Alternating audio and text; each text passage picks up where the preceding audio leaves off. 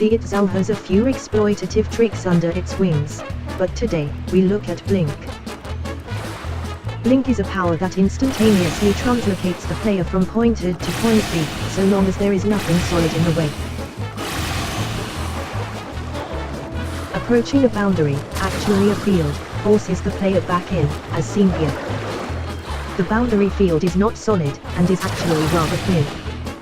Furthermore, the liquid ammonium of Uranus quickly evaporates outside of the playing area, leaving the player to fall. The player will continue to fall until they are roughly 2,000 meters beneath the playing area. After which, they are deposited back in the playing area. It is possible to fall out of the sea, and back in again. Here, the player is advised to use the overlay map to retain their bearings.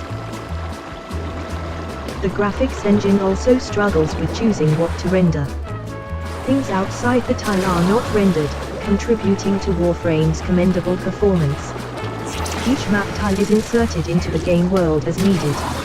In essence, the world is building itself in front of the player as they progress, and disassembling itself behind them as they leave. The tiles do not always obey Euclidean space, and it is possible to have a linear map fall back on itself with no spatial anomaly. Each tile is, in fact, its own little pocket dimension.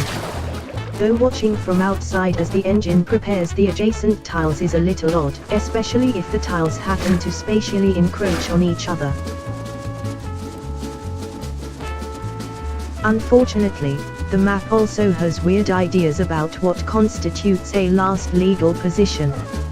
And it is possible for the player to enter a loop of constant respawning. The game seems to have no concept of terminal velocity. Here, it has been run for 10 minutes. Also, for unknown reasons, the game sometimes forbids ability use out of bounds.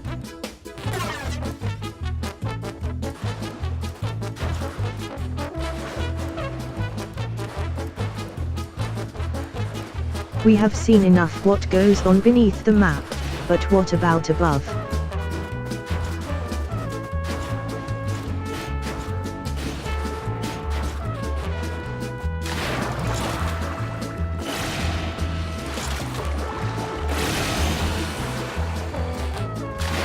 We can, at times, reach the surface of the ammonium, but there is nothing to see.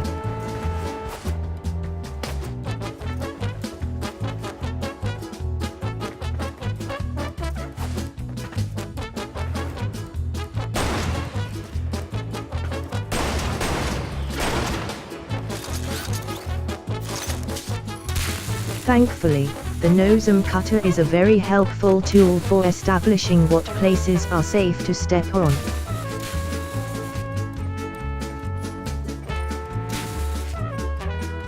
The Archwing made its debut in Warframe at update 15.0 and has not been stabilized since. In the name of science, we thank Digital Extreme's languidity.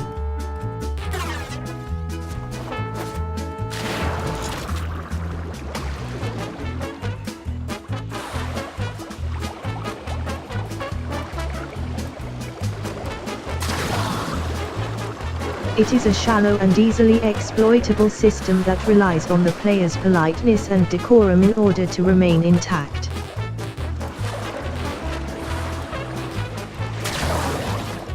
But science does not care for politeness.